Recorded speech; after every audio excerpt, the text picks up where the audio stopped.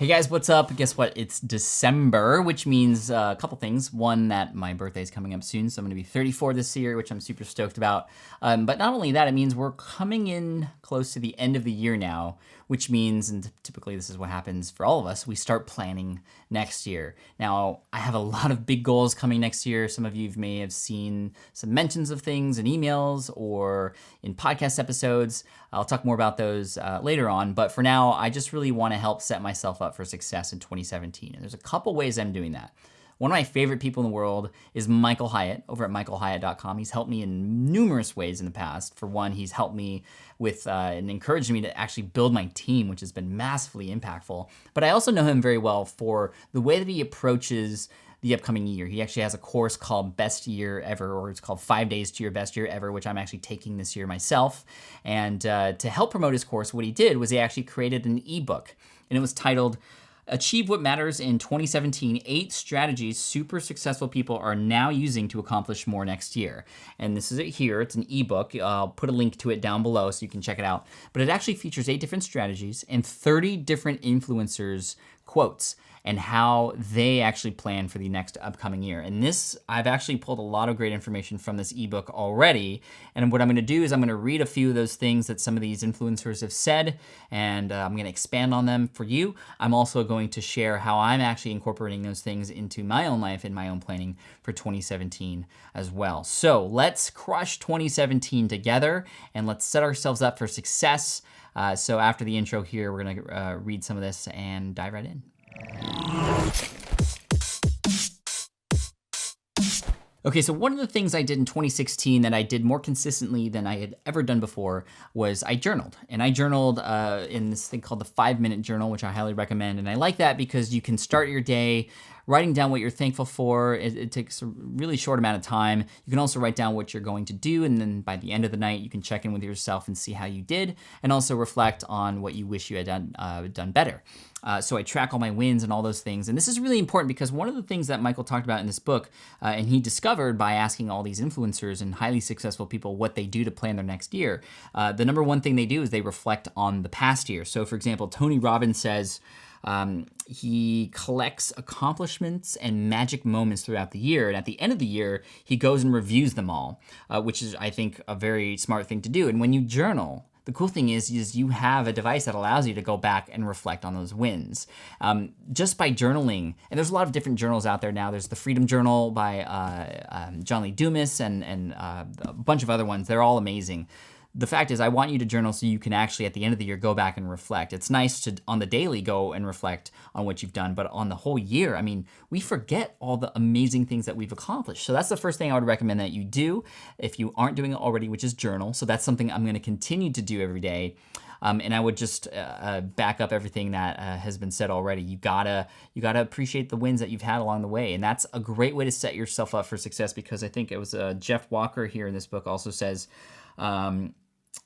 it puts you in the positive state of mind to look forward and plan the next year. And that's with anything. Anytime you're going into something new, you want to have a positive state of mind with whatever it is. So I highly agree with Jeff there. So reflect on your wins, and maybe even pause this video right now so you can reflect on some of the big wins that you've had. For me, a big win was launching Will It Fly. Will It Fly was launched in February and became a Wall Street Journal bestseller. It's now going international. It's being translated into different languages, and it's still doing very well. The audiobook was so much fun to record, and that was a massive, massive success, mainly because I've seen all the change that it's made in people's lives and the companion course that goes along with it. I mean, tens of thousands of people in there, and I'm just super thankful for that. Another big success that I've had this past year was the redesign of Smart Passive Income. Now, it's not complete, it's always being tweaked and optimized, but it was a really nice thing to go highly customized with all the different pieces of content that are on the site that also included a content audit,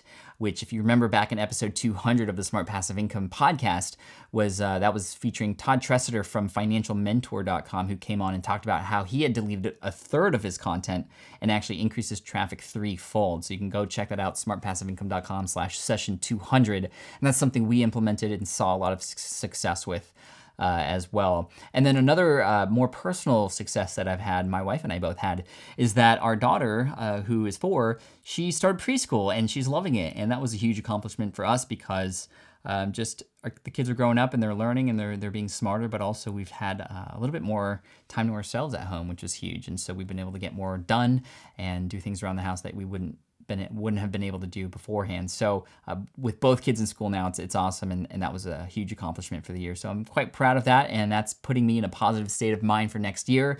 So really quick, reflect on what you have done this past year that you're super proud of. Think of that now, and then let's move on to the next one. Okay, so another important strategy here in this book that a number of influencers have talked about is, and this is point number 4 here. I'm not going to share the whole book with you. You can download it through the link that's here below, or you can go to smartpassiveincome.com/start-write to download this ebook now. Again, it's very good. Number 4, which is eliminate the excess, meaning you got to get rid of the stuff that's not working for you. And I did a lot of this year. Jeff Goins echoed this point. He says, by killing the underperforming tasks and projects, it opens up all kinds of room to be more creative and innovative without running out of margin. And I know Jeff is working on his 5th book, I think 5th published book. He just finished, I saw recently on Facebook, he just finished his final draft, which if you've written a book, you know what that's like. Derek also has a very nice picture in here. Let me blow this up for you. But he goes, I try to quit things I love that aren't delivering the results I want. That's a huge piece of advice. And when you do that, you take the sort of essentialism approach to life and your business, which is you do the things that matter. And it's hard because sometimes you don't even know what matters. But a lot of things can help you along the way. My mastermind group has been really helpful for sharing with me the things that I should and shouldn't be doing. Looking at your analytics too, that could be a great place to start in terms of, well, what's working and what's not, so you can do more of what is and less of what's not, or none of what's not. So I would highly recommend you do that. And again, just try to say no to things. Maybe for 2017, what you can do is make a no list. What are the things that you're going to say no to? I know a few people who last year said no to speaking. That's not something I'm doing this coming year because I thoroughly enjoy it, and there's a lot of presentations that happen here in San Diego, so I'm able to kind of do it in my hometown, which is nice. Let's see. What am I going to say no to 2017 for me personally? It's going to be an interesting one because there's a lot of big projects that are happening. I am coming out, or actually working on book number 2. I don't know if it'll come out by the end of the year. It's actually going to be put out traditionally, hopefully, or at least I'm going to start that process to see what it's like, see if the numbers make sense, and just to experiment to see what that's like. So that's definitely something I'm saying yes to. I'm also saying yes to courses which are coming out. I've already launched one of my courses to a founding group of students who are in there now, taking it, enjoying it, leaving positive feedback so it can be relaunched in February. And then I'm also working on a physical product, which I'm working on, which is a lot of fun and exciting. That's going to be sort of the 2017 experiment that I'm going to be giving you the over-the-shoulder look on, and just kind of revealing that entire process to you. But I feel like there's a lot of things that I'm going to say no to as well. One of those things is going to be I have to say no to more podcast interviews, even though I want to do them and I love them. I love being featured on other shows. When you think about it, it's hours and hours every single week that I'm dedicating for other people's content. And with these big projects that I have going on, that's one thing I need to say no to. That doesn't mean I'm going to say no to everybody, but I have to be very selective with where I spend my time next year. And that's one of the things that's been taking up a lot of time I found in 2016. So that's going to be one of the excess things. Another thing that I got rid of this past year was actually a lot of the work that I did in and around the podcast. So it's now at a point now where it's very automated. So that's actually one thing that you might be able to consider, cutting the excess from. And that's, if you do any publications or podcasting of any kind, you can hand off a lot of that work to somebody else so that you can spend more time doing the things that you should be spending time on. Okay, and the final thing I want to talk about is point number 7 that's made here that a number of influencers have talked about, and that is scheduling the year. It's very difficult to do that, I've found. I even have a calendar that I have on the wall here that it was hardly ever used because it was just not, the right size, and there were certain elements that I didn't like about it. But anyway, there's Marie Forleo says, I block out calendar time for my most important outcomes: vacations, fun, and time off in major businesses and creative projects. Those stakes in the ground ensure that what's most important happens. Now, you probably have a lot that's happening in 2017, and one of the first exercises and things that you can do to make you succeed next year is actually right now put a stake in the ground on those specific dates on when you want things to happen. You may want to launch a course, you may want to release a book, but unless you put that stake in the ground or actually mark that date on the calendar, it's likely not going to happen, because what's going to happen is you're going to keep pushing it back. And I found that to be the case when I launched Will It Fly 2. It wasn't until we said, okay, February is when we're launching, that all the things beforehand finally kind of fell into place. And that's what I had majorly worked on in 2015, was writing that book so it could come out in 2017.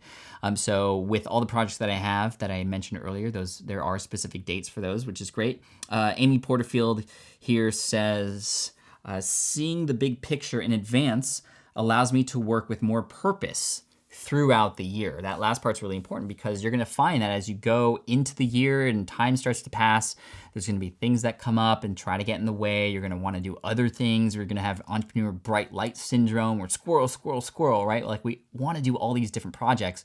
But when you have these things on your calendar already, then you'll be able to actually, as you're going through the year, make room for those things that should be really important. And that's why setting up a calendar is really important. Getting that bird's eye perspective on what's happening is going to be absolutely key.